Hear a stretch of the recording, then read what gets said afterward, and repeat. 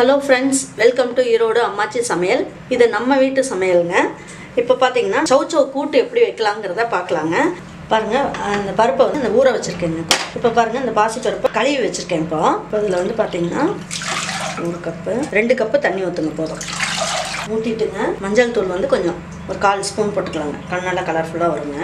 ஜீரகம் கொஞ்சம் போட்டுக்கலாங்க. இந்த பூண்டையும் இதிலே போட்டுடலாங்க. ஏன்னா இது நல்லா வெந்துருங்க. அவ்வளோதாங்க. இது வரைக்கும் போட்டுட்டு இப்போ என்ன பண்ணலாங்க, கொஞ்சோண்டு பெருங்காயத்தூள். இது வந்து குக்கர் மூடி வச்சுருவோம். இப்போ மூடி வச்சுட்டுங்க. இது வந்து என்னென்னா ஒரு 2 விசில் வரட்டுங்க. 2 விசில் வந்த உடனே எடுத்துடலாங்க. நம்ம வெயிட்டையும் போட்டுடலாங்க. 2 விசில் வந்த உடனே இறக்கி வச்சிடலாங்க. இப்போ இந்த சைடு எடுத்து நம்ம வச்சுருவோம். அதுக்குள்ளே இந்த காய் எப்படி தாளிக்கிறதுங்கிறத பார்ப்போங்க. 1 ஸ்பூன் வந்து எண்ணெய் ஊற்றிக்கலாங்க. நல்லெண்ணெய்னாலும் பரவாயில்லைங்க, இல்லைன்னா கடலெண்ணெய், ரீஃபைண்ட் ஆயில், எந்த எண்ணெய் வேணாலும் ஊற்றிக்கலாங்க. 1 ஸ்பூன் எடுத்துக்கலாங்க போதும். அது காஞ்சிருச்சுங்க. இப்போ இந்த உளுந்த பருப்போட கொஞ்சம் போட்டுக்கலாம். 1 ஸ்பூன் அளவுக்கு போட்டுக்கலாம். இதிலே கொஞ்சோண்டு ஜீரகம் கொஞ்சம் எடுத்து அதில் பருப்பு வேக வைக்கிறதுக்கு கொஞ்சம் போட்டிருக்கோம். இது கொஞ்சம் போடுங்க போதும்.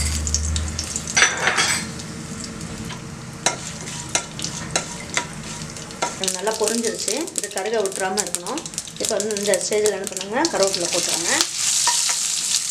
போட்டுட்டு இந்த பச்சை மிளகாய் நறுக்கி வச்சுருக்கோம் இல்லைங்களா, 3 மிளகாய், அதை போட்டுருவாங்க. இந்த வெங்காயம் போட்டுருவாங்க.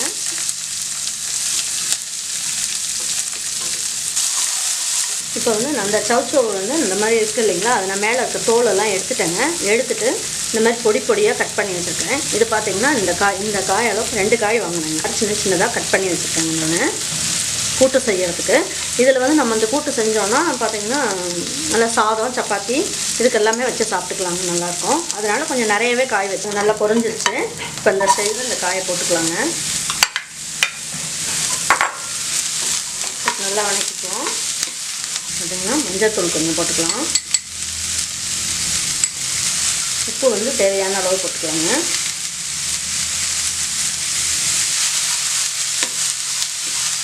போட்டு நல்லா வணக்கிட்டாங்க. இப்போ உப்பும் போட்டுட்டோம், மஞ்சள் தூள் போட்டுட்டோம், எல்லாம் போட்டுக்கோங்க. இப்போ தண்ணி 1 கப் ஊற்றிடலாங்க.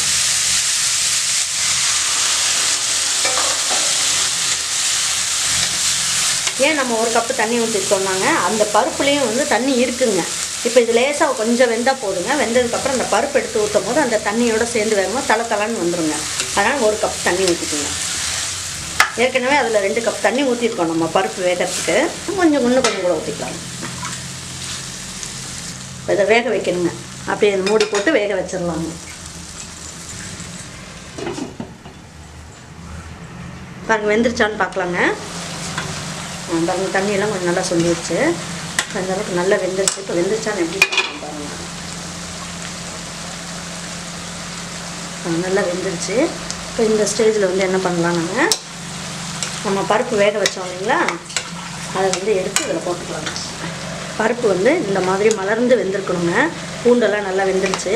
இப்போ இதை அதில் கொட்டிக்கலாங்க. ரொம்பவும் கொலன்னு வேக வைக்கக்கூடாதுங்க. இப்போ நான் காமிச்சேன் இல்லைங்களா, அந்த மாதிரி ஒரு 2 விசில் வச்சிங்கன்னா போதுங்க, நல்லாயிருக்கும். வலுவலுன்னு இருக்குங்க பருப்பு ரொம்ப வெந்துருச்சுன்னா. இப்போ இந்த பருப்பு வெந்த சூடு இது எல்லாம் சேர்ந்து இது பண்ணும்போது நல்லா குழஞ்சி நல்லா வெந்துருங்க. கொத்தமல்லி க்ளீன் பண்ணி வச்சுருக்கேன் நான். இப்போ அதை வந்து கொஞ்சம் நேரம் மூடி வைப்போங்க நம்ம. பாருங்கள் இப்போ நம்ம மூடி வச்சோம் இல்லைங்களா, எடுத்து பார்ப்போம் எப்படி இருக்குன்ட்டு.